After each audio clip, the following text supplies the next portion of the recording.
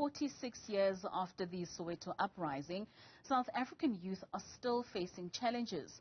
Poverty, high unemployment, and gender-based violence are just a few of the issues that they are confronted with.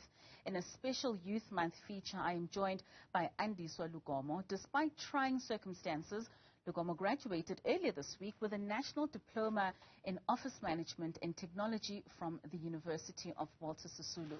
Andiswa, welcome to Newsfeed PM. Thank you so much for joining us. Andiswa, just in a nutshell, can you just take us through your life? You've had very trying times as a child. Your mom left you while you were a week old, and you've had certain challenges that you've gone through in your life. Can you just unpack those very briefly for us, please? Okay. Good afternoon, Ms. Ashego. I am Lugomo Andiswa. I grew up in Port St. John's, Majola. My mother left me when I was 2 weeks born, and I grew up in a home which I didn't know it was not my real home. There I was, life wasn't easy, so there were so many challenges. And in 2009, we went to Majola, where we were told that it's my mother's home.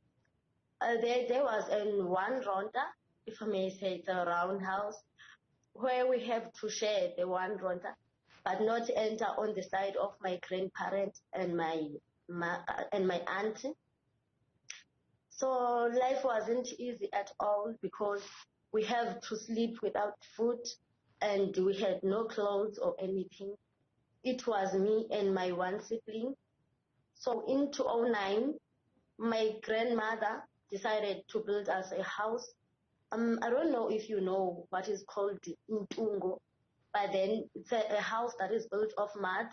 So we stayed there, the two of us, and I was only 9 years old.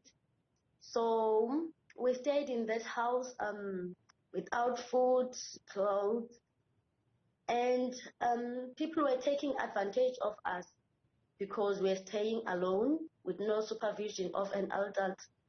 So in 2012, some schools were built at that time.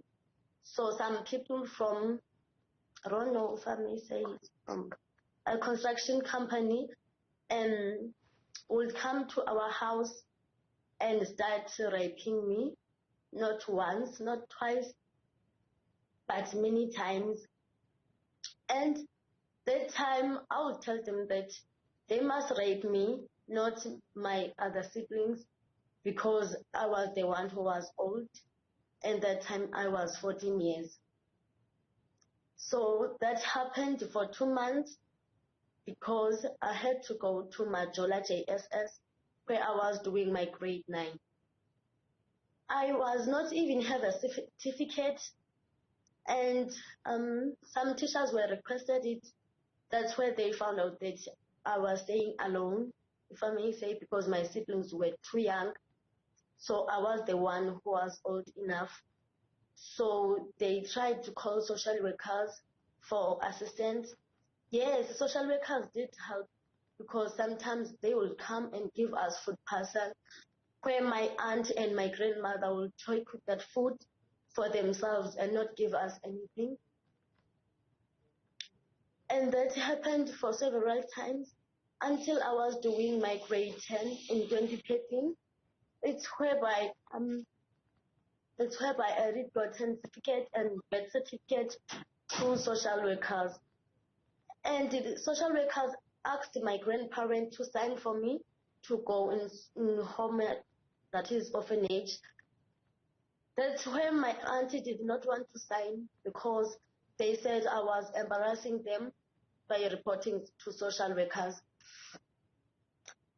But my neighbor forced to sign, so I was taken to orphanage, whereby I was helped to study, that is grade 10, 11, and 12. Then in 2018, I came to Walter Sisulu University, IBICA, because I knew I won't pay any registration fees. So I started my diploma, and Tuesday I was graduating. Then now I'm doing my advanced I advanced a diploma in public management. And it's hard because I don't have accommodation, I don't have any funding, And I'm just studying. I can imagine, Andiswa, because I think for me the question to you is, with such a trying life as a young person, we are often told that education is the key to a better future. However, with that comes those hindrances, like you're saying, of access, such as finance. How did you navigate, even before getting to university and having people help you with the assistance of getting a university entrance, as a child who didn't have parents, to having a diploma from the university? How did you navigate the financial issues throughout your life as a school child? After registration, I went to NSFAS office here. I explained my situation because when applying for NSFAS, they request documents of parents. So I explained to them that I have no one to get documents of them, such as IDs. So they tried to apply for me, and it was very hard. For instance, I got my NSFAS on July. Since February, I registered on February, and I didn't get my funding because I had no documents for parents. So it was very challenging for me because I have to ask for food for my roommate, and it was really, really hard. Mm. It seems as though life is still quite hard, but having gotten to where you are now, Andy, so there surely is light at the end of the tunnel. What kept you strong as a child that you continue to hold on to now as an adult? When I was a child, I told myself that in one day I want to be a chartered accountant. So that made me to study very hard.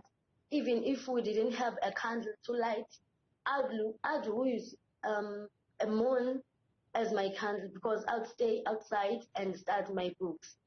That's what kept me going because I know that one day the situation that I'm on, if I study, it will all show off. Mm. Now, we are celebrating Youth Month, and being a young, inspirational person yourself, what are your hopes for this country? If that, even if you grew up in a bad situation, your past can't determine your future. You have to work hard, know that if you are in a bad situation, one day you'll be a better person. Don't rely in your situation. Andiswa, thank you so much. Yours is truly an inspirational story. I'm sure there are many young girls, especially those in the rural areas, who've had similar experiences, but to have someone like you who's come out at the end of the tunnel and used education as a key to unlock so much potential for their future surely and truly is an inspiration. Thank you so much for your time and for sharing that with us.